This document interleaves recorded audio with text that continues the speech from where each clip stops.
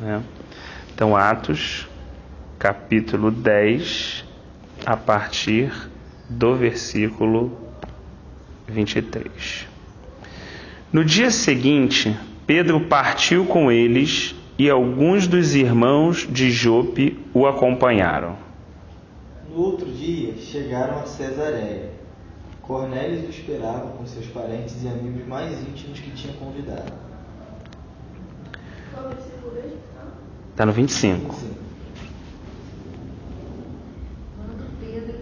Quando Pedro ia entrar, veio Cornélio.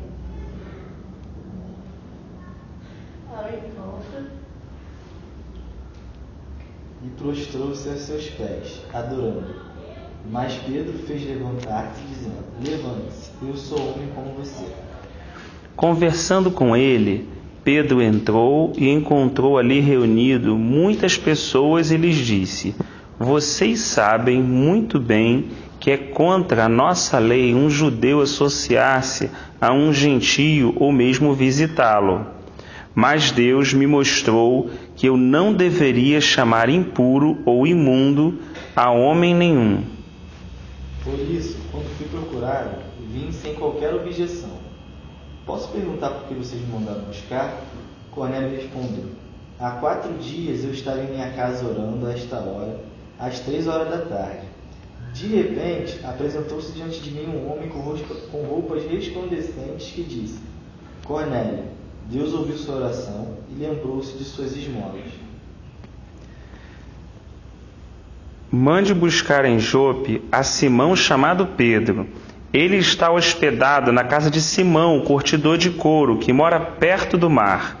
Assim, mandei buscar-te imediatamente, e foi bom que tenhas vindo. Agora estamos todos aqui, na presença de Deus, para ouvir tudo o que o Senhor te mandou dizer-nos.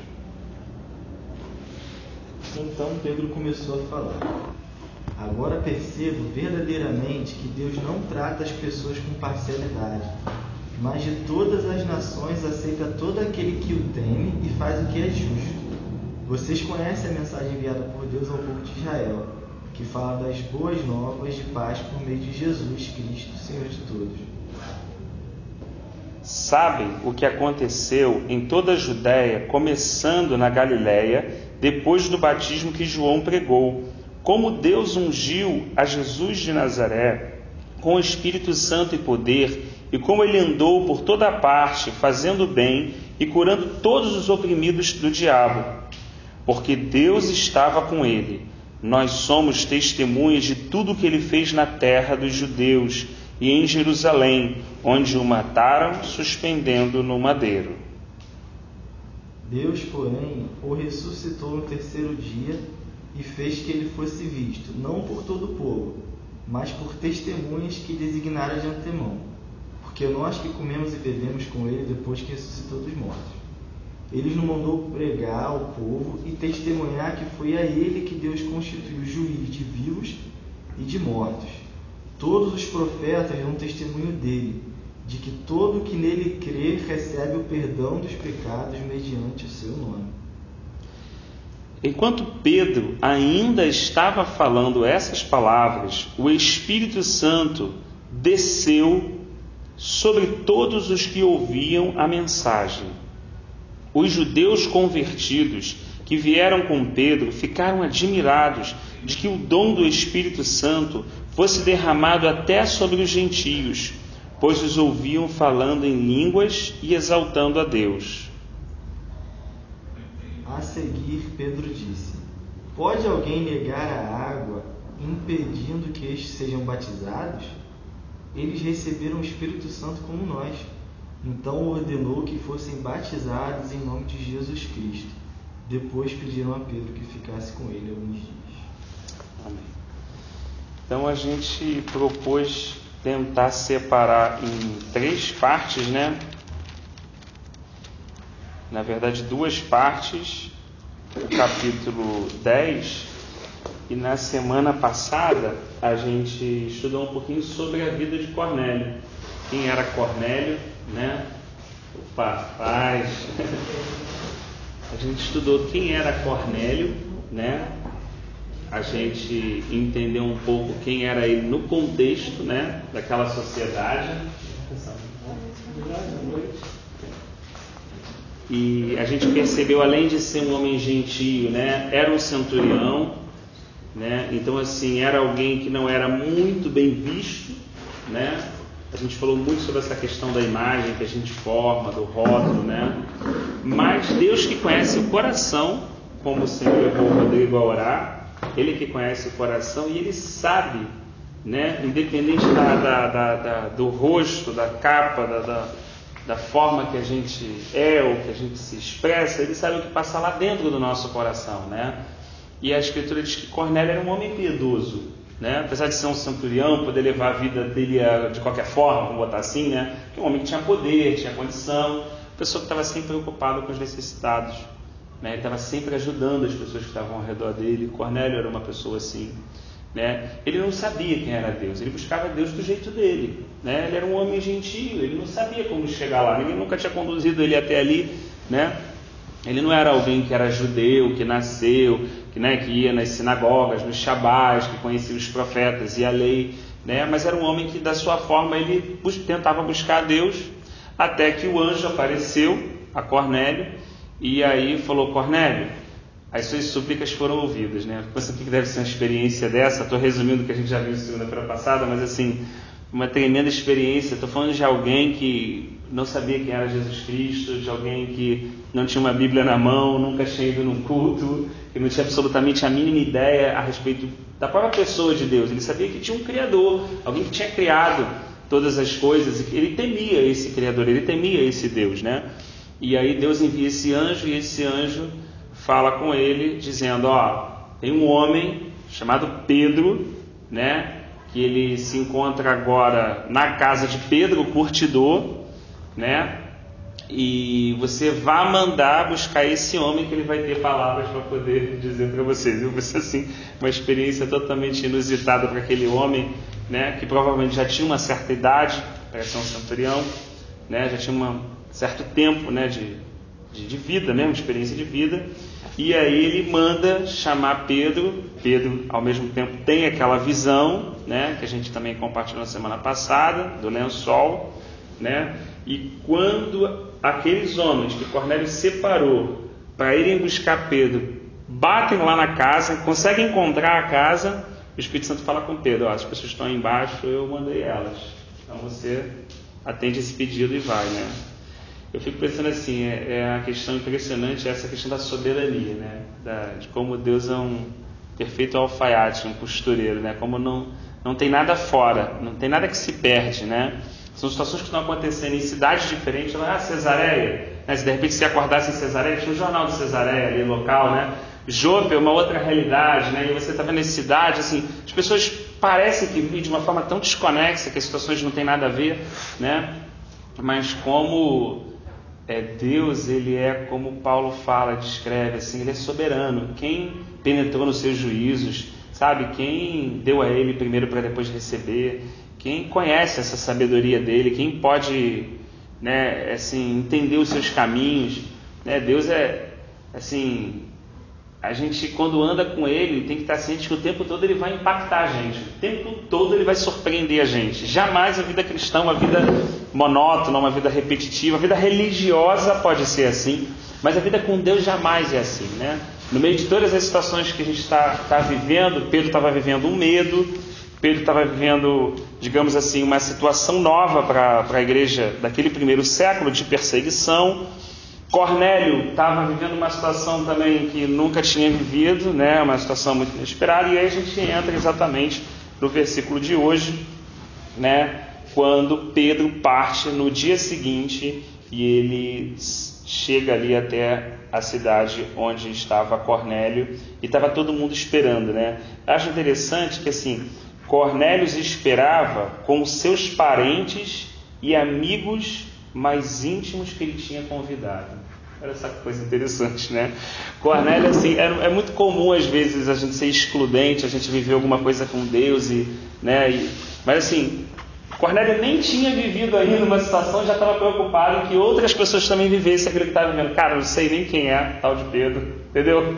Não imagino quem seja, eu sei que eu estou numa situação assim, assada, eu estou buscando a Deus, vocês me conhecem, e ver essa situação, o anjo pediu para direcionar e ele está chegando aí. E aí as pessoas estavam ali, eu fico imaginando, não era um local tão simples pela condição dele, mas imaginando assim, parentes, amigos íntimos, ali todo mundo esperando de alguma forma que essa pessoa chamada Pedro chegasse e falasse essas palavras que eram tão importantes, né? Parece que a gente percebe no texto, pelo menos, certamente aquilo que os olhos não percebem, né? Mas que fica assim claro no texto, que é o coração sedento, né?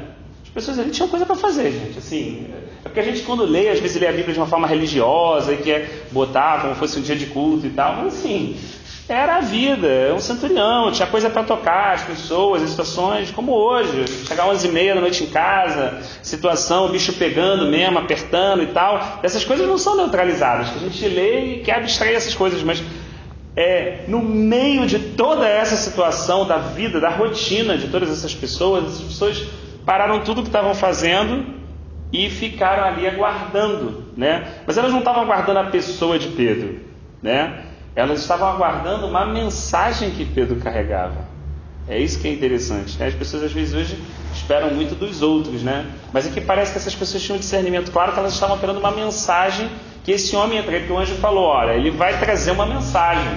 As pessoas, o que é essa mensagem que ele vai falar, né? Então assim, é uma coisa assim que confirma aquilo que Jesus nos ensinou, que se a gente bater, a porta vai abrir. E que se a gente pedir, nos será dado, né? Que fala sobre a questão de buscar, e a gente vai encontrar.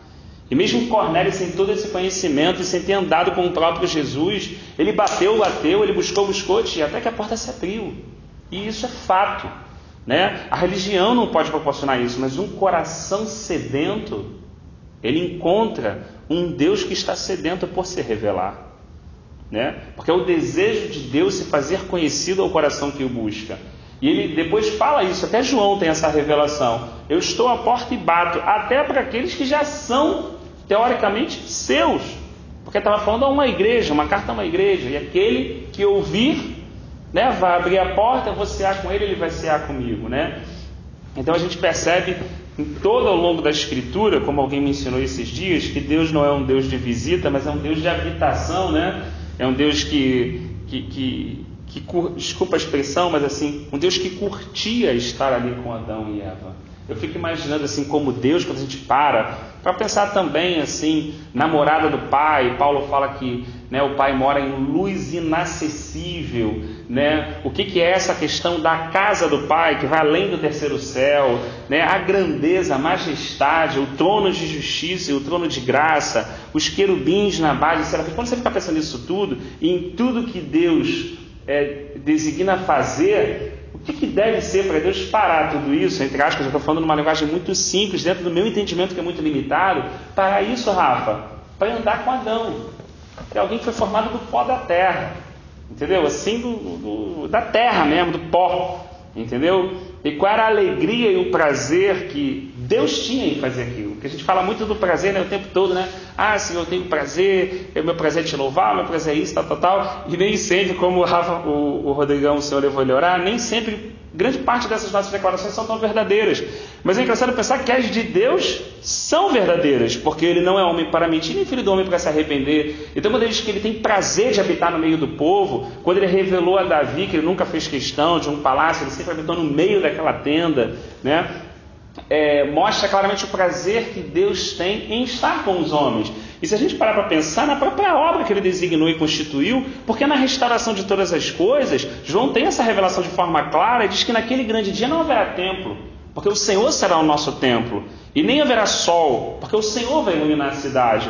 Então assim, o Senhor tira a própria parte da criação que ele criou para designar o homem, para que ele seja aquilo a estar também junto com o homem, para que ele possa fazer aquele papel. Não tenho sol, mas eu não quero mais sol, agora eu vou iluminar eles diretamente, os homens andarão na minha luz, disse o Senhor. Eu serei esse próprio templo, as pessoas não vão buscar, porque eu vou ser isso. Então assim, tudo que a gente ainda tenta buscar de alguma forma, esquece, não vai ser nada disso. Paulo ainda fala em 1 Coríntios 15 que ele vai ser tudo em todos. Então assim, vai chegando uma hora que todas as coisas que ainda um homem possa desejar vão ser nada diante daquilo que ele é. e que a gente vai perceber claramente, né?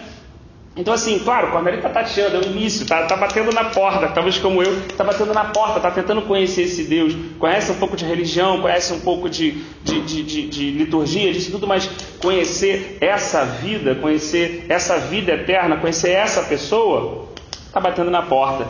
E aí Pedro chega e ele está com essas pessoas, com esses familiares, com essas pessoas íntimas, né? Então, conversando com ele, Pedro entrou e encontrou ali uma reunião de muitas pessoas e disse, aí Pedro fala claramente, assim, cara, não podia estar aqui, né? Não, a lei do judaísmo não permite que ele entre na casa de um gentio, a gente já viu isso muitas vezes lá no Evangelho, né? Nem comer com, tá? Isso é uma questão até hoje. Eu tenho um colega judeu que claramente todos os dias na hora do almoço ele come ali sozinho, né? Ele traz a comida dele e come sozinho, porque é a maneira como eles realmente acreditam, assim, porque comer junto com significa para o judeu comunhão, né? Foi muito importante quando Deus e os anjos visitaram Abraão e comeram com Abraão. Ele está falando que Deus teve comunhão com Abraão, ele comeu junto com Abraão. Abraão rapidamente falou assim, ó, vai lá, pega aquela cabra, faz a coalhada, falou para Sara, direcionou e serviu eles. Isso tem um conceito que talvez agora na nossa sociedade não dê para a gente entender tudo isso que significou, mas era um momento ímpar. Deus estava comendo com Abraão, Deus estava tendo comunhão com ele, estavam repartindo uma alimentação, né? Isso tem um significado muito grande, né? Porque a alimentação é vida. Então, o Alessandro está comendo um pedaço de pão, que é o mesmo pedaço de pão que eu estou comendo, e desse pão está sendo vida para ele e vida para mim. Era isso que Jesus fazia. Toda vez que ele pegava o pão, que ele fazia? Partia, não tinha jeito, né? E até hoje muitos irmãos entendem que é isso que ele faz quando alguém entrega a vida para ele. A primeira coisa que ele faz é partir a vida desse indivíduo. E às vezes é difícil entender esse processo na nossa vida, mas ele parte também para multiplicar, né? Porque, de certa forma, aquilo que Pedro falou para aquele homem que estava lá, eu não tenho ouro nem prata, mas o Cristo que eu tenho eu te dou. Mas ele não tinha, mas ele recebeu. O Cristo do Rodrigo, como você estava orando, uma hora é repartido com outro irmão. O Cristo que está no Rafa, o Cristo que está na Alessandra, o que está com a nossa irmã, ou com a tia, né? Ou com o irmão Cláudio, ou com a irmã, vai sendo de alguma forma repartido. Por isso que a gente tem tanta dificuldade de entender e discernir o corpo de Cristo, e por isso que é tão grave dividir o corpo de Cristo, né? E aí a gente não é o fórum hoje desse tipo de leitura, mas olha só que interessante. Ele faz essa explicação e diz assim, ó, Cornélio responde para ele, há 4 dias eu estava aqui na minha casa orando. Eu acho fantástico isso, né? Porque tipo assim, muitas vezes eu não estou nessa posição, uma pessoa que poderia dar muita desculpa, eu não sei orar, eu não sei e tal, não tenho nenhum compromisso. Estamos falando que o cara estava orando, entendeu? Que era uma reunião de oração, o cara tinha que orar. Não. Ele estava orando, né? Então, isso para mim fala muito da essência. Fala muito realmente do desejo de abrir a boca e orar, né? No meio das atividades dele lá. E ele fala que nessa mesma hora, às 3 da tarde, de repente colocou-se diante de mim um homem com roupas resplandecentes. É a forma como ele relata, né? E disse, Cornélio, Deus ouviu a sua oração e lembrou-se de suas esmolas. Mande buscar a Jope, Simão chamado Pedro. Ele faz o relato todo, diz assim, ó, Pedro, eu fiz tudo isso, agora entregue a palavra aí a você, né? Imagina, seu Cláudio, Pedro está ali, e você vê que Deus coloca a gente em situações às vezes que a gente também, né? Porque eu fico imaginando Pedro, ele falou assim, e agora eu estou aqui, o que eu faço? Fala o quê? Porque a gente vive as duas situações, né? A gente vive tanto a situação de ser socorrido e também a situação de socorrer. E a vida cristã é muito isso, né? Um dia, meu irmão, a gente está precisando muito que alguém socorra a gente. E outro dia, a gente está sendo instrumento de socorrer alguém. Isso é muito evidente, a forma como Deus faz isso, para que a gente entenda no final da nossa vida, que no final, né, não foi nem a esquerda nem a direita, mas foi Deus que nos socorreu sempre, por meio dos irmãos, por meio da igreja, em todos os momentos, né? Então, Pedro fala assim, ó, ele começa a falar, e aí é muito interessante que ele fala assim, agora eu percebo verdadeiramente que Deus não trata as pessoas com parcialidade. Você vê que quando Deus faz uma coisa, essa coisa é boa para todo mundo. É uma coisa impressionante. Às vezes a gente, quando vai dar um testemunho, a gente destaca um aspecto do testemunho, né? Mas Deus, quando faz uma coisa, ela é boa para todo mundo. Então, assim, ela é boa para Cornélio, que está sendo socorrido, né? Ela é boa para os soldados piedosos que saíram da casa de Cornélio e foram buscar Pedro. Você acha que eles não tiveram experiência? Com certeza. Como é que eles chegaram lá na casa de Pedro? Como é que eles encontraram? É aqui o Pedro, é aqui o Pedro. Aí quando chega lá, pô, mas que história é essa? Você já sabia que a gente ia buscar? Como é que você sabia? Não, porque o Espírito Santo falou. Mas como é que é esse negócio? Os caras dormiram lá na casa, inclusive só saíram no dia seguinte, a gente lê o texto. Que tipo de relação esses soldados piedosos tiveram com Pedro e com os irmãos que estavam ali da igreja? Que tipo de coisa eles foram descobrindo nessa caminhada? Passa imperceptível no texto, mas é uma realidade. Eles também estão sendo tocados, Rafa. Eles também estão sendo tocados, seu Cláudio. E é bom para os vizinhos de Cornélio, é bom para os amigos, é bom para os parentes, é bom para Pedro, que está vendo uma coisa que nunca viu. Caraca! Tipo assim, ele já tinha pregado, foi usado por Deus, 3.000 pessoas se converteram, né? Assim, pessoas já haviam sido curadas nesse momento, Deus usou Pedro para situações de cura e tudo. Mas você não vê nunca no Evangelho uma situação de currículo, uma situação estagnada, uma situação em que uma pessoa chega assim, não, porque é isso, não. Você vê que a caminhada cristã é um processo de sempre, de fato, se aproximar mais do Senhor e sempre conhecer Ele, prosseguir em conhecer. Ah, agora entendo. Que bom! Se fosse uma verdade, que não é, na minha vida, se todo dia eu pudesse acordar de manhã e falar assim, seu Cláudio, puxa vida, agora entendo. Como seria bom? A vida cristã é formada disso. Ah, agora entendo. Ah, agora percebi, agora entendi. A vida cristã é uma continuidade, Rodrigão, do agora entendo. Porque a vida eterna é essa, que conheçam a Ti como o único Deus vivo e verdadeiro e a Jesus Cristo a quem enviaste. A vida eterna é conhecer uma pessoa que é a própria vida eterna. Então, assim, se eu estou estagnado, eu faço muito esse questionamento para mim às vezes, se eu estou estagnado, né, se eu me pego muito assim, não é problema, o problema não é o problema, não é dificuldade, nada disso não. Existe nos dias atuais, né, uma grande força que luta contra a gente, para que a gente de alguma forma fique estagnado na mornidão, para que de alguma forma a nossa mente seja quase que vencida e escravizada pelo tá bom, isso aí, eu tô fazendo tal, é mais ou menos isso, quase Jesus eu conheço e tal, estou aqui e tal, né? É como tudo lutasse para nos aprisionar a essa realidade, como todos os dias, é como Paulo falou, né? Eu esmurro o meu corpo todos os dias, para que tendo levado muitos a Cristo, não seja eu mesmo desqualificado naquele grande dia. É como lutasse todos os dias para falar assim, cara, levantar e falar assim, eu não sei, para ler isso aqui, e depois que eu terminar de ler, não falar assim, já vi isso aqui, porque alguém pregou, alguém falou, não, para terminar de ler e falar assim, cara, eu não entendo isso, eu gostaria, Senhor, de ter agora entendi, como isso é precioso, como significa que isso é um registro de que nós estamos crescendo com Ele, que nós estamos andando com Ele, que nós estamos sendo confrontados por Ele, advertidos por Ele, né? Então, eu acho que, me parece, né, que esse agora percebo tem uma importância tremenda na vida cristã. E Abraão fazia isso o tempo todo. Senhor, e se ficar 20? E se ficar 15? E se ficar 10? O que é isso? Né? E todas as questões que o Abraão se aproximava, ele não sabe, então ele está o tempo todo o quê? Ele está perguntando, ele está conhecendo um Deus que apareceu lá em Ur dos Caldeus, lá do nada, e falou assim, sai da tua terra, da tua parentela, vai para o lugar que eu vou te designar. O cara não sabia nada a respeito desse Deus, né? E quando Abraão parte, o que ele mais leva, o livro de Hebreus diz que ele saudou as promessas. Então, de fato, ele não levou nenhuma promessa, porque ele viu o quê?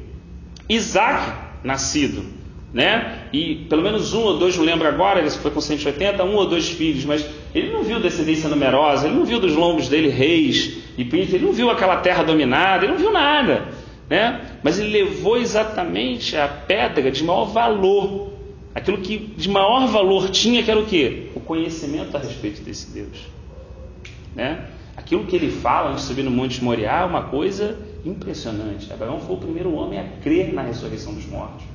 Quando a gente lê, o verbo é muito claro. Fiquem aqui, nós iremos ofertar ao Senhor e voltaremos. O livro de Hebreus faz a interpretação correta e diz que no coração Isaac tinha morrido, mas Abraão cria que mesmo morto Deus ressuscitaria ele. Pô, sabe o que é isso, cara? Sem Bíblia, sem igreja, sem irmão, sem nada, sem nenhum lugar para te balizar de nada, de falar, seja firme, nada, zero. Só o cara andando diante de Deus. Só o cara sendo admoestado, divertido, aprendendo, errando, acertando e andando com Deus ali, encontrando Deus em cada cidade, em cada altar que ele levantava, em cada oração que ele fazia. Né? Então, que tipo de riqueza é maior do que conhecer o próprio Deus? É isso que Paulo fala em Coríntios, né? Que aquele que se gloria em quê? Em conhecer o Senhor. Essa é a maior glória que um homem pode falar, de conhecer a Deus. Todos estamos conhecendo. Homens, sim. Anjos, também. Querubins, também. Serafins também não são seres estáticos. São seres que estão também aprendendo. Estão também declarando, né? Alguns irmãos têm a interpretação, claro, varia, né? Mas assim, alguns irmãos têm a interpretação, né, das palavras que saem da boca do serafim, santo, santo, santo, né? Não como a repetição da palavra, mas como uma evolução de revelação, né? Então é como aquela criatura estivesse ali e estivesse de alguma forma muito próximo do Criador e ela estivesse falando santo. E quando ela vai falar santo a segunda vez, ela não repete a palavra santo, mas ela percebe no caráter de Deus um outro aspecto da santidade que fala assim, santo. E quando ela fala a terceira vez, ela não repete a segunda e a primeira, mas ela consegue perceber nesse Deus próximo dela uma outra característica que fala assim, santo. E isso não consegue ter fim, porque ele é vida zoe, ele é vida incriada, ele é pai da eternidade. Então assim, como é que alguém que está ali limitado, um serafim, ainda que seja um ser vivente de 4 rostos e tal, mas olhando para aquele Deus, olha só, se um homem caía no chão de rosto em terra e não conseguia levantar, né, porque às vezes um enviado que Deus mandava, imagina eles próximos ao trono, Alessandro, imagina o que deve ser isso, né, o que eles deveriam viver isso. Então assim, é uma evolução constante. O anjo não sabia que tinha que ir lá, tinha que pegar Atenaz e colocar na boca de Isaías. Ele também está fazendo, ele também recebe ordem, ele também cumpre desígnios do Senhor. E ele também vai percebendo o que ao longo do tempo? A evolução desse plano, a majestade, a grandeza, a glória desse plano, a sabedoria que está por trás disso. Porque por trás de tudo isso tem uma mente. É o que Paulo falou, a mente do nosso Senhor. Por trás de tudo isso não há o acaso, não há a coincidência. Há a mente, só que é a mente de Deus. É isso que Paulo fala. Quando ele fala a respeito da mente de Cristo, é algo muito profundo. Porque, não, mas acontece isso. Olha só como que parece que as pessoas estão morando aqui em lugares diferentes, cidades diferentes. Mas olha como tudo está sendo, assim, de forma detalhadamente costurada. Por que eu acho que amanhã, na terça-feira, a minha vida vai ser solta? Por que eu acho que amanhã, terça-feira, alguma coisa pode me pegar de surpresa amanhã, mas não vai pegar o Senhor. Alguma coisa pode acontecer amanhã na minha vida, Rafael, dos meus filhos, da minha esposa, que me pegue de surpresa, tia, mas não vai pegar o Senhor de surpresa. Porque ele é atemporal. Não se tem tempo, porque tempo são para os mortais, são para aqueles que têm início. Então, o que pode surpreender o Senhor? Nada, né? Então isso, quando os profetas falavam, né, e quando os apóstolos da igreja primitiva repetiam as palavras dos profetas e confirmavam, isso era para trazer o quê? Isso era para trazer paz e descanso interior aos filhos de Deus. É saber, olha, aquieta o teu coração, que é o que o salmista falou, aquietai-vos e sabei que eu sou Deus, né? Aquiete primeiro, perceba, eu sou Deus. E na verdade, o meu problema, Rafael, o meu dilema, eu estou falando da minha vida pessoal, em casa, todo mundo me conhece como eu sou em casa e tal, os meus problemas, meus defeitos, eles advêm exatamente por não discernir a mão de Deus. Porque quando eu olho, quando está acontecendo uma situação, o Rodrigão, eu estou orando lá, eu vejo a mão de Deus na vida do Rodrigão, estou em paz. Eu olho e falo, Senhor, está com o teu servo e tudo, abençoa ele, mas eu fico em paz, porque eu estou discernindo a mão de Deus sobre a tua vida. Mas e quando nós somos pegos de surpresa e a gente fica apavorado sobre uma situação? No meu caso lá de um filho né? Ou da minha esposa, de qualquer situação que eu esteja vivendo. Por que que eu fico aflito? Por que que aquilo me balança? Porque naquela situação eu não discerno a mão de Deus. E se eu não vejo a mão de Deus, eu quero colocar a minha mão. E se eu coloco a minha mão, meu coração se perturba. Eu perco a minha paz. Porque eu coloco uma mão onde eu não devo colocar a minha mão. E se eu colocar a mão onde a mão de Deus está, minha mão quebra. A minha mão vai doer, porque a mão do Todo-Poderoso está trabalhando. Ele falou que a mão dele não está encolhida. Pelo contrário, ela está estendida e ela continua a trabalhar sobre a minha vida, sobre a sua vida, sobre a vida de todos nós. Então, onde entra a minha aflição? Na minha falta de discernimento de não perceber a mão do Deus Todo-Poderoso sobre as situações. Quando a gente discerne a mão de Deus, a gente, Deus está nessa situação. Às vezes é uma situação pedra. Às vezes é uma situação como o Rodrigão estava orando. Por esse colega meu, Oswaldo. Mas se a pessoa que está passando percebe a mão de Deus, ela consegue encontrar descanso. Não é que a situação fique fácil, a situação é difícil. Mas ela encontra descanso, ela encontra paz interior, porque ela está discernindo que a mão de Deus está sobre aquela situação. Pedro agora está falando assim, caramba, a coisa é maior do que eu imaginava. Tudo bem, Jesus é judeu, veio porque eram judeus, os apóstolos são judeus, a igreja em Jerusalém é de judeus, mas e agora? Pessoas estão querendo ouvir e não são judeus, irmão. O nego é centurião. O bicho vai pegar para mim, porque pela minha cultura eu não podia nem estar aqui dentro. Você imagina o que os irmãos da circuncisão vão falar quando eu voltar. O nego vai partir o cara no meio. Então, assim, existe todo um conflito aqui também, pessoal de Pedro. Né? Se fosse uma coisa tão simples, não precisava de uma visão, concorda? Não precisava de Espírito Santo, não precisava de toda esses artefatos que Deus criou para falar com Pedro. Porque quando Deus faz o lençol descer e ele tira e fala, Pedro, mata e come, Pedro fala assim, de modo nenhum, Senhor. Calma aí. Ou você fala de modo nenhum, ou você fala Senhor, porque a frase não cabe tudo. De modo nenhum, Senhor. Ou eu sou servo e vou obedecer, então o de modo nenhum não cabe, ou eu não falo Senhor, e a gente não faz isso o tempo todo também. A gente não fala assim, nunca Deus, calma aí, nunca Senhor, mas como assim? Então não cabe na mesma frase. Ou eu falo como Maria, eis aqui a tua serva, que seja feita conforme a tua vontade. Ou eu falo não. Só que eu, Rafael, tenho a capacidade de colocar na mesma oração a insubmissão do meu coração e o senhorio dele. E ele, como o Rodrigão orou, e ele que é pai, que entende o nosso conflito e a nossa limitação, ainda conversa com a gente, conversa como Pedro, fala assim, não, cara, não fala isso. Eu já trabalhei nessa situação. Não chame impuro aquilo que eu purifiquei. Eu estou trabalhando, você não está vendo, mas eu estou trabalhando. Porque a gente tem a mania de achar que Deus só está trabalhando quando a gente está vendo. E Deus, ele fica calado, ele não fica parado. Porque Jesus falou, eu trabalho até hoje, meu Pai também. Deus não está nunca parado. Só que Deus tem a habilidade de trabalhar escondido. Quando o diabo tentou bolar todo o plano, ou na cabeça dele tentou arquitetar aquilo, ou toda a revolta daquele povo contra Jesus Cristo de Nazaré, ali Deus estava calado, mas não estava parado. Ele estava prestes a cumprir o plano que ia mudar a história de toda a criação. Que ia mudar tudo, que ia arrebentar com tudo. Que ia fazer com que todos os inimigos ficassem debaixo dos pés de Jesus Cristo. Então, assim, a capacidade que Deus tem de trabalhar no meio da derrota, a facilidade que Ele tem de mudar o jogo antes do juiz apitar os 45 do segundo tempo, é absurdo. E às vezes a gente pensa assim, por que Deus não deixou o menino fazer o gol logo quando a gente voltou de segundo tempo? Já estava aqui, já deixava fazer o gol, já deixava aquela coisa. Por quê? Por que que o homem tem que esperar, tem que parar? Ele está voltando, a filha dele está doente. Por que que Jesus para ainda? Para curar a mulher. Aí de repente vem o pessoal e fala assim, não incomoda o mestre que a tua filha já morreu. Por que não fala assim, cara, a mulher está com fluxo de sangue? Pô, tá há muitos anos, né? Eu estou falando na minha mente, tá? Na minha mente. Pô, tá há muitos anos com esse fluxo de sangue. Dá uma segurada aí, eu vou voltar aqui, mas deixa eu ir correndo lá, que essa situação é grave, que eu vou operar lá, e eu volto aqui para a gente resolver essa situação aqui. Né? Como é Deus, assim, a gente trabalharia dessa forma. Por que que ele deixa chegar no limite do segundo tempo? Por que que ele vai até o limite do homem? O limite da fé do homem? O limite do raciocínio do homem? Por que que ele chega naquele limite? Para que a gente possa conhecer Ele como Ele é e não como a gente imagina. Para que Ele possa fazer a gente dar um passo do qual a gente não teria coragem de dar por nós mesmos, de conhecer Ele. E aí é uma beleza desse Deus, de uma forma, de algo de...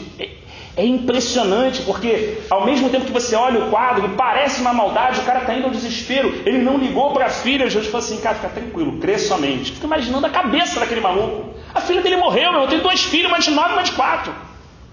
A filha do maluco morreu. Se o cara estava até ali, é porque ele se importava muito com a filha dele. Estava ali, vamos lá, Jesus, vamos lá, situação muito grave. E o cara chega e fala: não importa não, que tua filha já morreu, parceiro. Nem incomoda mais o mestre. Ele fala assim: crê somente. Cabeça do cara, Rafa. E agora, mano, o que eu faço? E Jesus voltando com ele, né? E Jesus curando a filha daquele homem, pensando assim, ele ver a filha foi algo fenomenal, sem sombra de dúvida. Ele ver o poder de Deus foi algo que só aquele homem sabe explicar. Eu não vivi o que ele viveu, só que sabe explicar. Mas ele conheceu o Deus que curou a filha dele. Exatamente a experiência que Jó teve. Ele sabia que para esse homem não tem limite, ele é limitado, ele precisa resolver as coisas com o tempo. Para Jesus de Nazaré não tem morte, para Jesus de Nazaré não tem fim, para Jesus de Nazaré não tem impossível.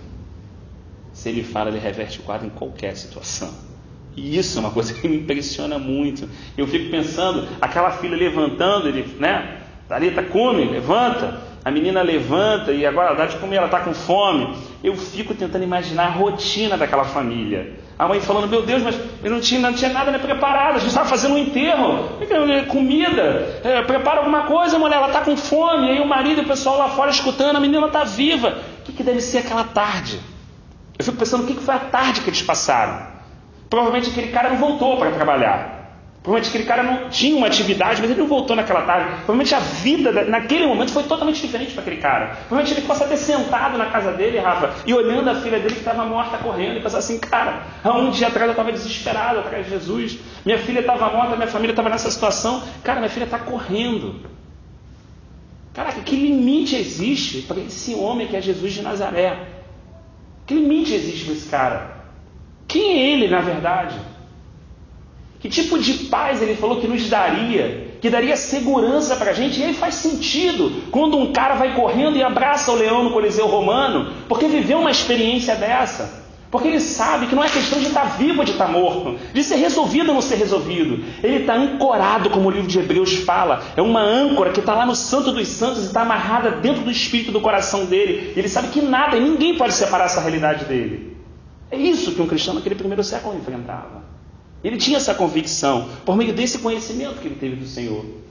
Pedro agora falou, agora parece, agora a coisa, né, vai aparecer. E ele começa a falar o quê? Ele não dá meia volta e fala isso, ele vai apresentar Jesus de Nazaré. Isso é a parte bonita no texto, né? Não existe oratória, não aumentar o som na hora, entendeu? Não falar assim, toca um louvorzinho agora no fundo. Pedro veio com a banda dele e falou assim: pessoal, toca um louvorzinho agora aí, que o pessoal de Cornélio vai ter que sentir uma alma aqui, né? Não, Pedro não era almático. Sabia que a alma do homem, como Jesus falou, sobe e desce. Que a mudança está quando o Espírito de Deus toca no espírito do homem. Está quando o Espírito de Deus pensa junto com a mente do homem, com o pensamento do homem. E ilumina o homem, porque é isso que João falou no capítulo 1 do evangelho dele. Jesus é a luz do mundo, Jesus é a verdadeira luz, que vindo ao mundo ilumina a todo homem.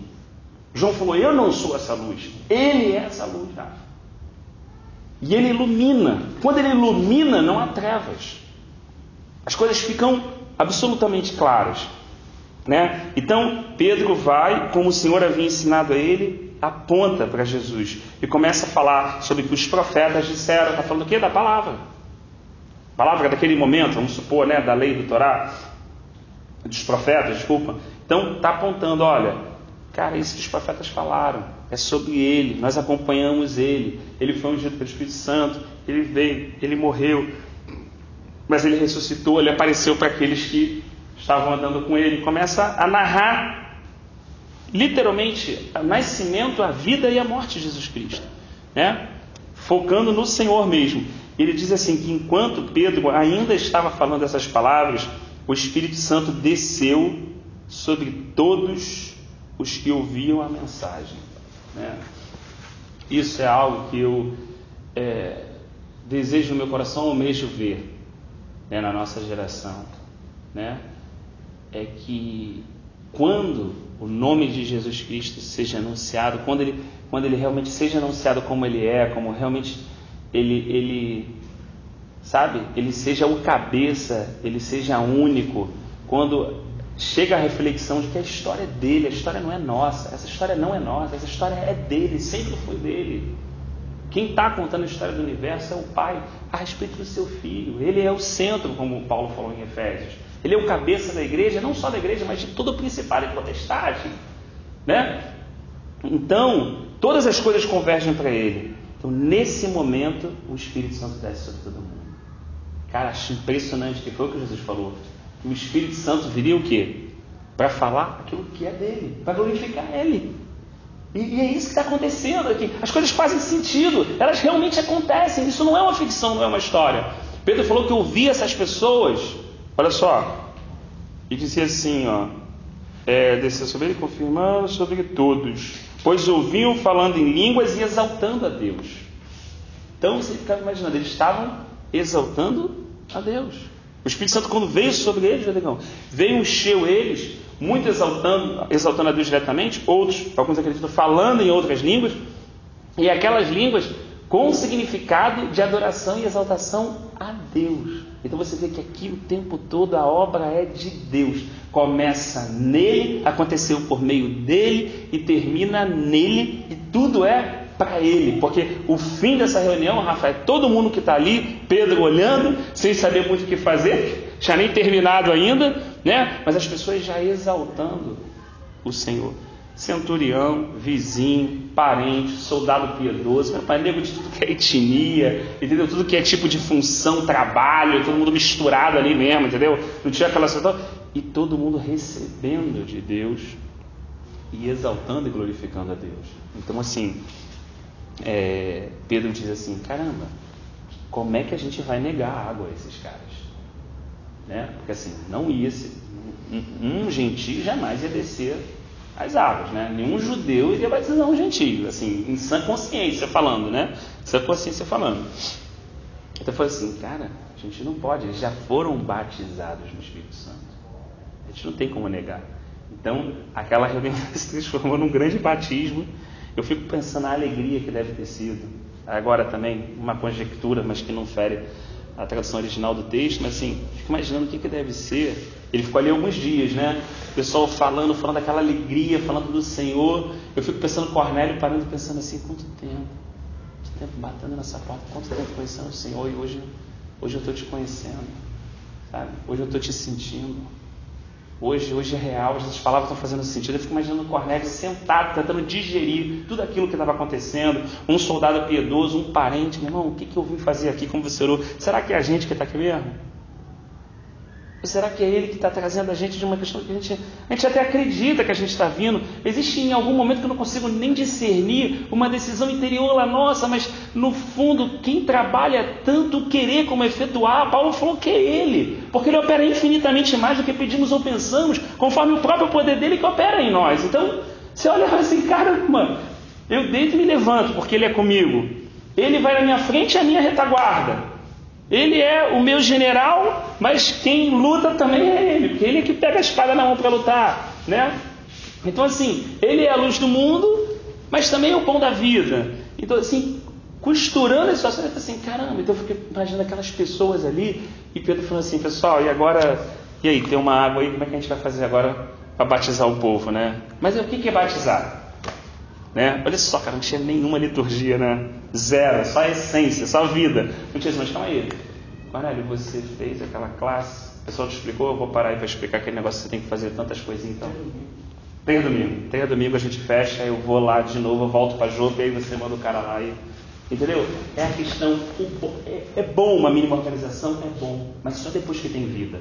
A igreja nasceu com vida. Depois, Paulo mesmo recebeu um direcionamento, tudo bem, são apóstolos, profetas, doutores, evangelistas, pastores e mestres, legal, unção presbítera, claro, isso foi instituído, a casa de Deus tem autoridade, a gente entende e compreende todas essas coisas. O que não pode é ter essas escolhas sem vida, porque senão se tornou uma religião evangélica barata, que não pode dar nada, a não ser falsas promessas que não podem nem cumprir.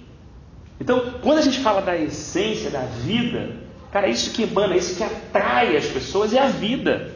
As pessoas olhavam para Jesus Cristo não porque ele era bonito, porque ele era mediano, moreno, judeu, provavelmente narigudo, era isso.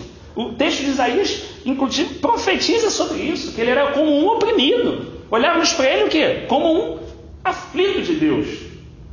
Mas era sobre ele que estavam todos os nossos pecados e as nossas transgressões. Então, quando ele falava, o que aconteceu quando os soldados dos fariseus, que aquele soldado devia ser pedra, né? Aquele soldado era sete puro mesmo, né? Sempre fechamento, mentira, filho de Belial, junto aqui, mentia lá na hora de fazer o julgamento e tudo. Imagina dois soldados voltando. O que houve, cara? Tu não trouxe o cara? Irmão, a gente nunca viu alguém que ensina dessa maneira. Estou falando de um cara brabo, falando de um miciliano daqueles brabo mesmo, entendeu? Eu falei assim, irmão, nunca vi uma pessoa que fala como aquele homem. Então, o que saía da boca daquele homem? O que ele quis dizer para aquela samaritana? Ele quis dizer um jargão, realmente ele falou para ela aquilo que é verdade. Que se ela pedisse água para ele, ele daria uma água que ela nunca mais teria sede. Quem é Jesus Cristo de Nazaré? Independente daquilo que eu formatei na minha cabeça, eu imagino, Jesus da igreja, católica ou evangélica. Eu não estou aqui emitindo nenhuma crítica. Eu estou aqui apenas num tom de reflexão. Quem é de verdade ele? E quem ele significa para mim? Quem é esse Jesus de fato? Quem é esse homem que é Deus? E esse Deus que se formou homem? Eu posso saber atributos do caráter dele? Tá bom, a gente estuda, pode entender um pouco, mas como é que é o coração dele? Como ele pensa? Porque na hora que Pedro está puxando uma espada, ele está sempre falando assim, não é agora. A hora que... Não, então como é que a gente vai alimentar? Ou seja, os discípulos têm um pensamento sempre contrário do Senhor. E depois, é claro, com o discipulado, com o tratado do Espírito Santo, com o andar com o Senhor e tudo, né? É lindo como você já começa a pensar assim, poxa, acho que é essa a situação, né, Senhor, é isso aí, vai por aí mesmo, né? É como um casal que está há muitos anos, né? E a tia pode falar, só o olhar já, não precisa nem falar, né? Só o olhar já, pum, já é aquela situação, já. Então, assim, é muito legal quando, né, fica no final para o discípulo e para o Senhor, aquela situação mesmo que Jesus mesmo coloca.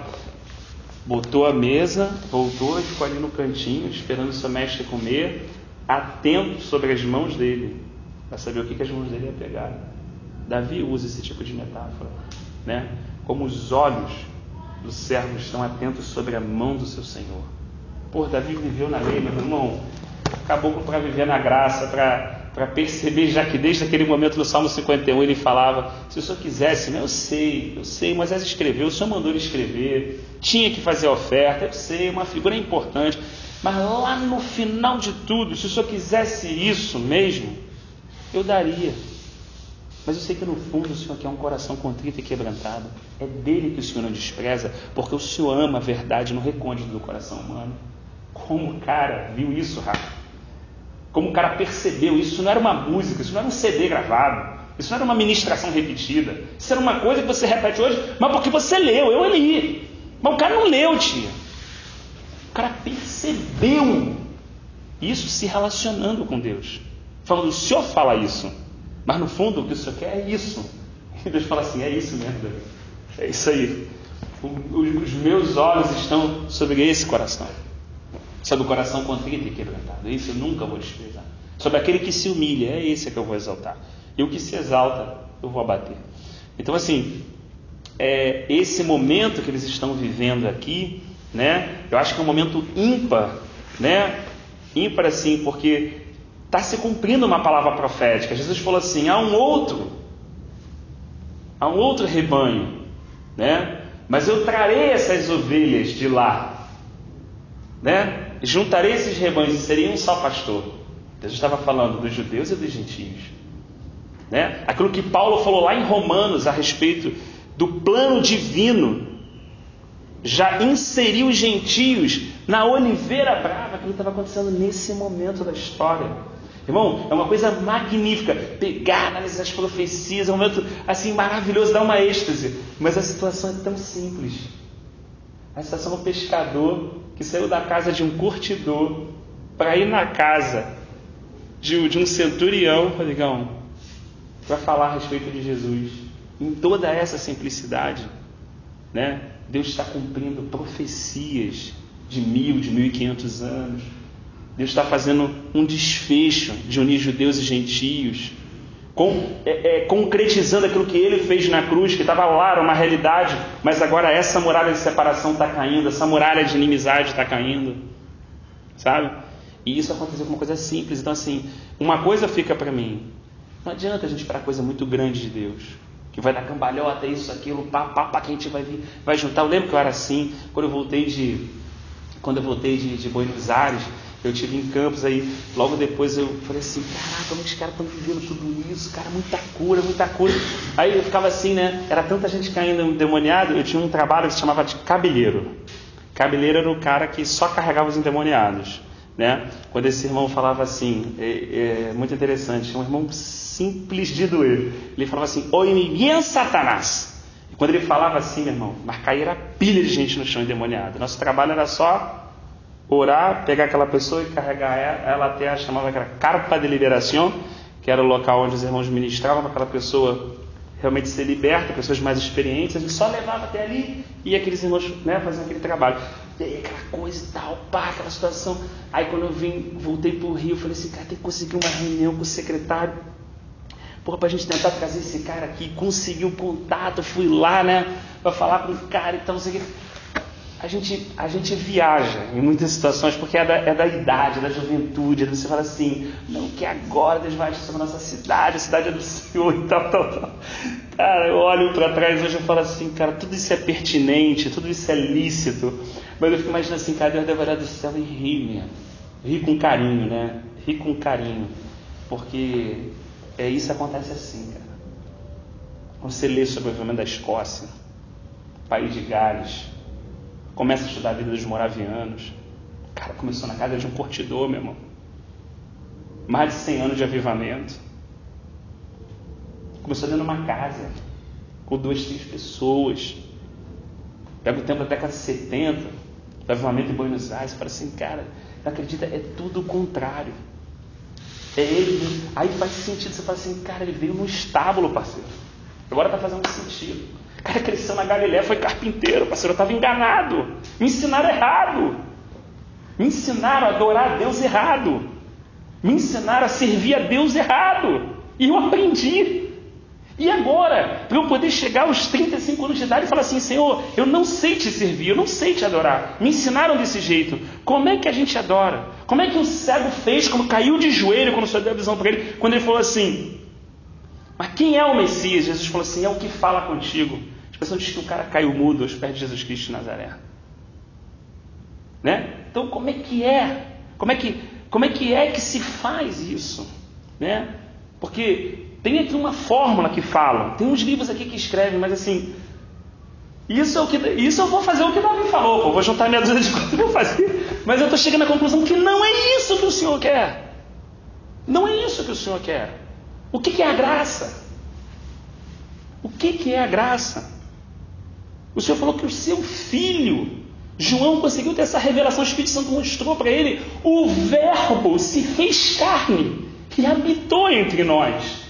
O Verbo veio por meio de uma pedra nos 10 mandamentos: não matarás, não adulterarás, não terás outros deuses diante de mim. Existem verbos ali. O Verbo foi escrito na pedra, entregue a Moisés por meio da mão dos anjos. Escuta, Deus falou isso. Só que o Filho é para sempre. Ele é a revelação da graça e da verdade encarnada. A lei não compreende a minha fraqueza, ela me sentencia. A graça compreende a minha debilidade. E como Paulo falou a Tito, me educa para renegar as impiedades do presente século. O que é a graça? Isso foi um atropelamento para Paulo. Passou um rolo compressor, o cara teve que esquecer tudo. O cara falou assim: caraca, meu irmão, eu era fariseu de fariseu, conhecedor da lei total. E ele repetiu o que Pedro falou assim: agora percebo.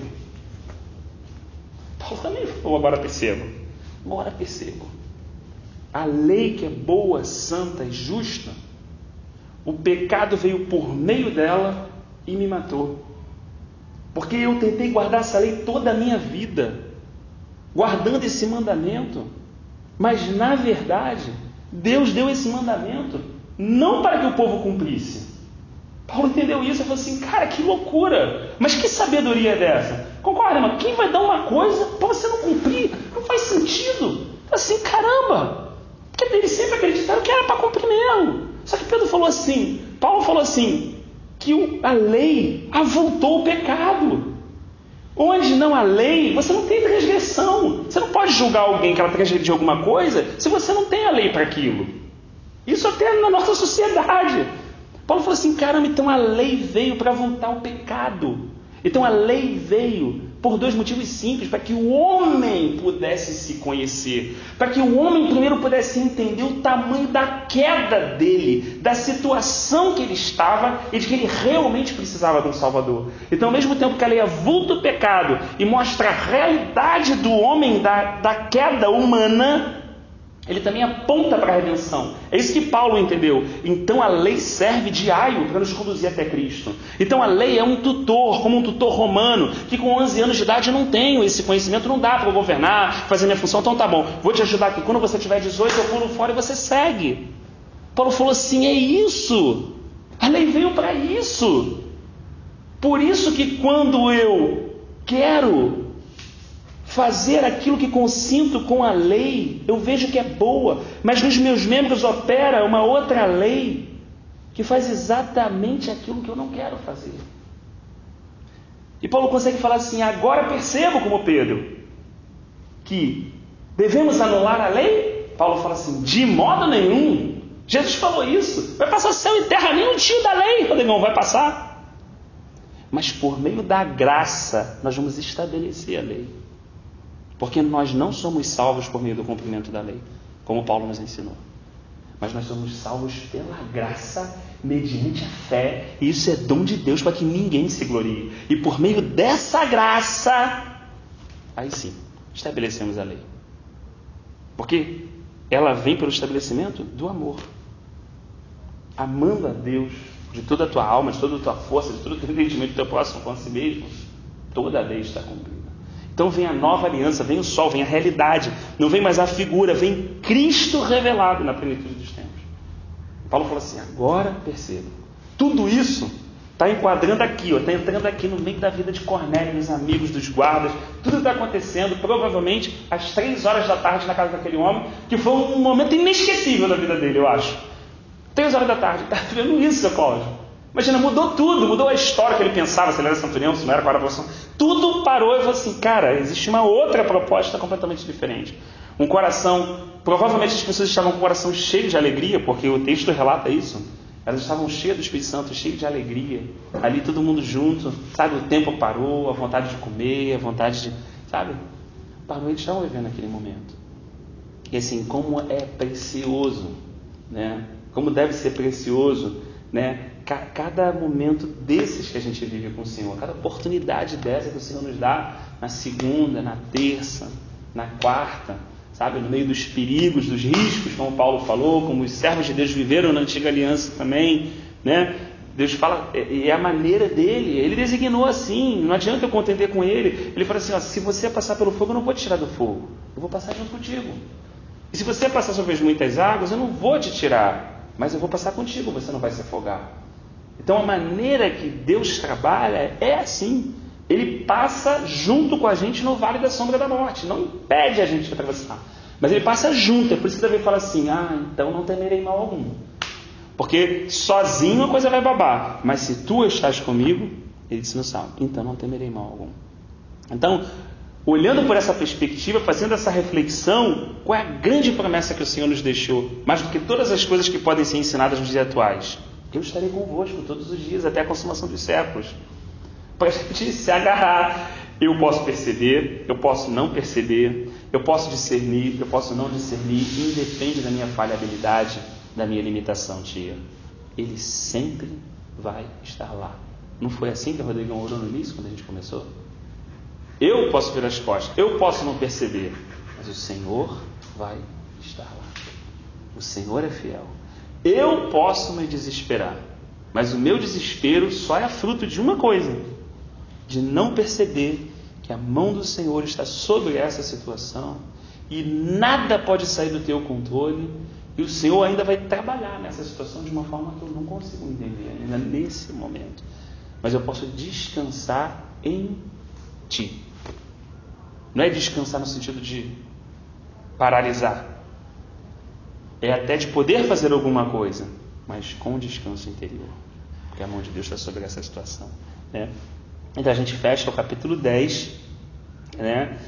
Dessa experiência rica para todos, provavelmente até para os irmãos, até para Pedro Curtidor, que pelo menos um dia pegou a situação e deve ter perguntado, né, Alessandro, quando Pedro voltou, e aí? Cara, conta pra gente aí, irmão, o que aconteceu esse rolo lá de Cornélio, que tu saiu daqui, o Senhor falou para tu ir, não voltou? Cara, não posso ter irmão aí muito brabo, aí muito daqueles assim, que se eu falar que vai babar para mim e tal, os irmãos da circuncisão, tem um negócio lá, eu nem acabei, aí ele vai contar, gente, olha como é que Deus é, e aquilo vai alegrando, aquilo vai fortalecendo. Então às vezes não vem sobre aquela situação tão mística que a gente imagina, de um momento e tal, pá, que vem assim, não.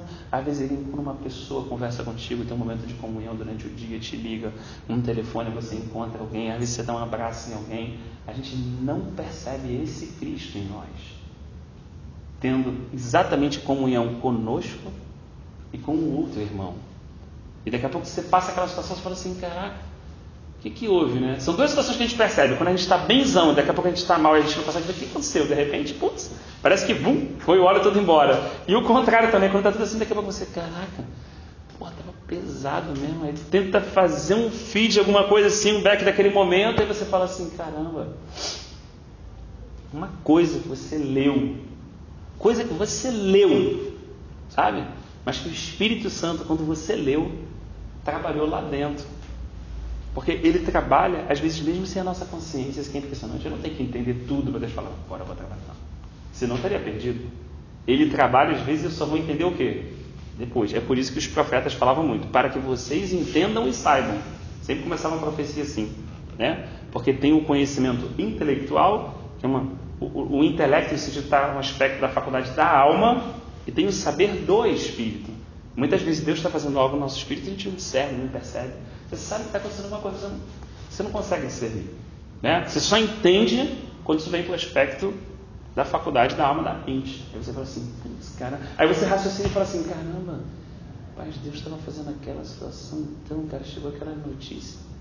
Mas ele não foi aquela segunda-feira, estava lá, mas quarta-feira. Você vai pensando e daqui a pouco a coisa vai fechando. Você fala assim, caramba. Aí no final de tudo, você fala assim, pô, Deus é muito fiel, né? Mas Deus não é fiel naquele momento que eu entendi, né? A nossa vida está permeada por essa fidelidade. É por isso que o salmista falou assim, porque o teu amor leal dura para sempre. Ele olha para o início, olha para o final da vida dele, olha para o meio e não consegue ver de onde o amor leal de Deus para. Né? Davi fala assim, antes que eu passasse pela mãe da minha mãe, todos os meus dias estavam no teu livro. Essa ciência é maravilhosa demais para mim. Caramba, Senhor, sabe? Vai naquela êxtase, daqui a pouco volta, né? E volta ao dia a dia normal, volta ao dia a dia de, né? Cuidar do filho que está muito desobediente, né? Resolver um problema do conflito. Aí volta toda a humanidade. O que eu acho mais fantástico é isso. É Jesus acabar de falar alguma coisa, Rafa, assim, tremenda, e depois pegar e fazer uma cadeira com um carpinteiro. Botar um preguinho, uma telinha. A cadeira ficou boa? Senta aí, irmão. Senta direitinho a cadeira. Sabe? É o lado, como é que você pode ver uma coisa tão maravilhosa, né? E depois você voltar para a carpintaria, né? Como é que você vai ver algo tão lindo, né? Caraca, o pé do cara cresceu, daqui a pouco você está se engalfinhando com o teu filho, tua mulher não entende aquele problema todo, e você está vivendo aquilo que é tão humano, né? E isso é muito bacana em Deus, né? Ele está ensinando a gente a ser homem, não o caído, aquele que nunca deveria ter saído do jardim. A ser homem no sentido do último Adão, que é o verdadeiro Adão de Deus, que é Cristo. É esse homem que ele está ensinando a gente a ser, porque o seu plano nunca caiu por terra. Façamos, pois, o Pai falou com o Filho e com o Espírito Santo, alguém a nossa imagem, a nossa semelhança. Isso a gente pode entender, nunca falhou. A gente às vezes acha que falhou, mas falhou porque ele errou, mas o Cordeiro não estava separado antes da fundação do mundo. Não, mas a lei veio antes da graça. Ué, mas a graça não é Cristo e ela não foi revelada antes da criação?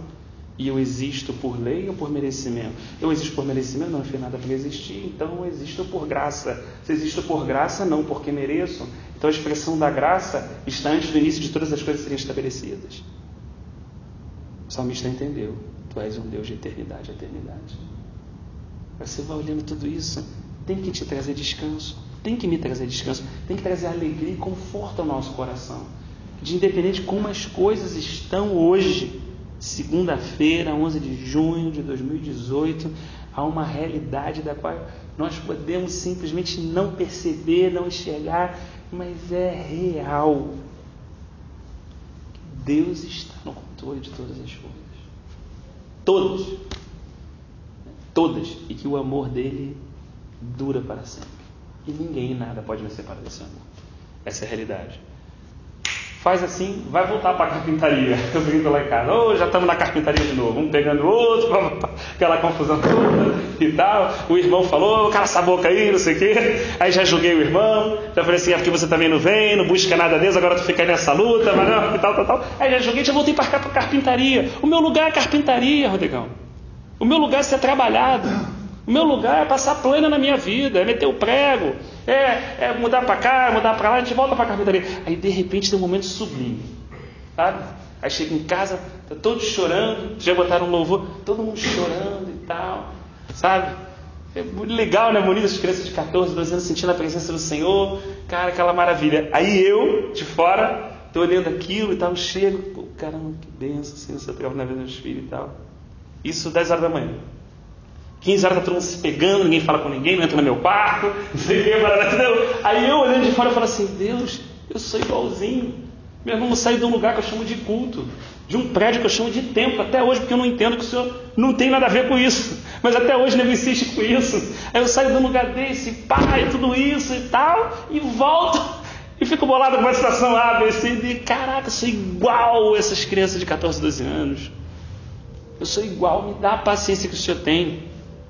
Para poder conduzir, porque naturalmente eu como adulto não sou como Deus. Eu como adulto falo assim, você já estava tudo buscando a Deus de manhã aí? Tudo, não sei o que agora tá...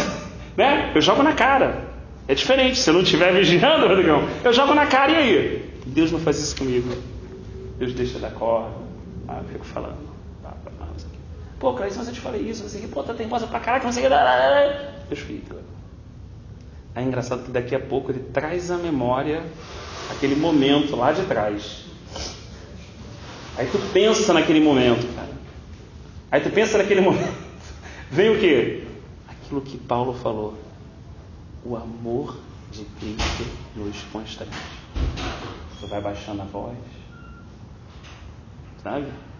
Aí já não quer ter razão. Já quer ser Senhor trabalha. Né?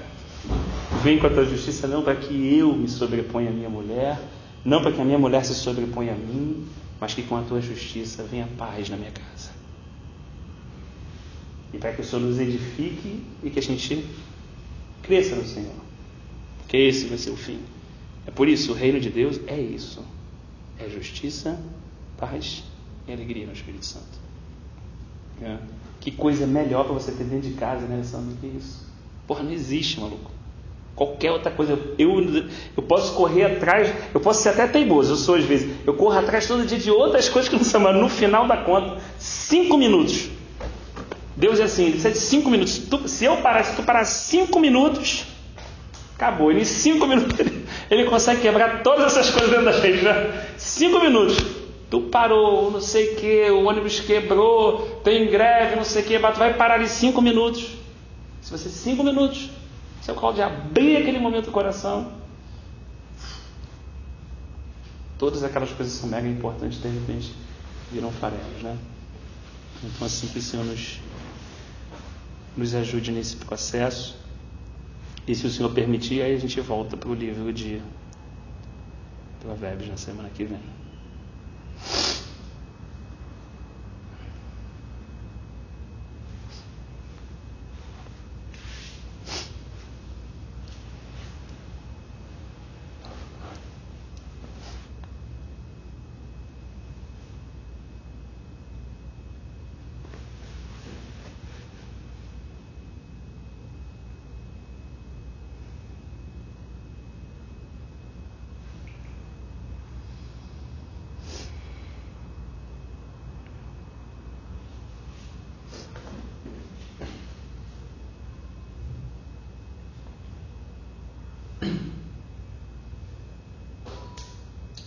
Senhor, por esse momento aqui, por essa hora, Pai, que nós podemos ouvir um pouco do que o Senhor queria falar conosco nessa noite. Obrigado, Pai, porque muitas das vezes pensamos que o Seu reino é de uma forma, idealizamos a maneira correta de construir o Teu reino, de seguir a Tua vontade, quando na verdade a gente está seguindo nossa própria direção, nosso próprio norte, Senhor. Quando na verdade a Tua palavra, a Tua vontade, o Teu Espírito vem apontando segundo o Teu querer, segundo a Tua vontade para a nossa vida, Pai. E mesmo assim o Senhor nunca desiste de nós e quando nós, como foi falado, Pai, quando a gente realmente para alguns minutos e vê que a Sua promessa se cumpre, que o Senhor nunca vai nos deixar até a consumação dos séculos, Senhor, a gente realmente se sente cheio, pleno, Pai, e a gente realmente percebe que nada pode substituir o Seu amor, Pai, que o Seu amor é realmente ímpar na nossa vida. Pai, apesar de todos os nossos defeitos, apesar de todo o nosso egoísmo, nossa negligência, muitas vezes até com as coisas do Senhor, Pai, e principalmente as coisas do Senhor, o Senhor não nos abandona, Pai, assim como o Senhor fez quando estava aqui em carne no nosso meio, Pai, o Senhor continua fazendo nos dias de hoje. Pai, que o Senhor possa, através do Teu Espírito, através do conhecimento, Pai, forjar, Pai, e aumentar essa confiança que nós temos no Senhor. Pai, que isso também parte de nós, mas nós sabemos que tudo vem de Ti, Pai, e volta para o Senhor. Então, que isso venha, Pai, a florescer no nosso coração, Pai, que nós venhamos a ser de fato, Pai, rios de água viva, Senhor. Que nós venhamos a ser de fato e entender, Pai, o Teu propósito, entender a Tua vida, Pai. Pai, muito obrigado por estarmos aqui em segurança, obrigado porque conhecemos e temos a oportunidade de ouvir falar do Senhor, que são as boas novas. Não há nada mais importante nesse mundo que ouvir falar do Teu plano, do Teu amor e da Tua vida para nós, Senhor, do Teu propósito para as nossas vidas, Pai. Pai, que o Senhor continue nos guardando, Pai, como nós ouvimos aqui hoje, muitas vezes não entendemos, Pai, aquilo que o Senhor está fazendo, pedimos proteção, pedimos segurança, pedimos paz, pedimos tanta coisa, Pai, mas que o Senhor continue, Pai, tendo liberdade nas nossas vidas e que nós possamos seguir com o coração contrito, devoto ao Senhor, Pai. Muito obrigado por essa manhã, muito obrigado por essa noite, Pai. Que o Senhor se revele a nós hoje, amanhã e todos os dias de nossas vidas, Senhor. Receba a nossa reverência, Pai. Em nome de Jesus, Pai. Muito obrigado, Senhor.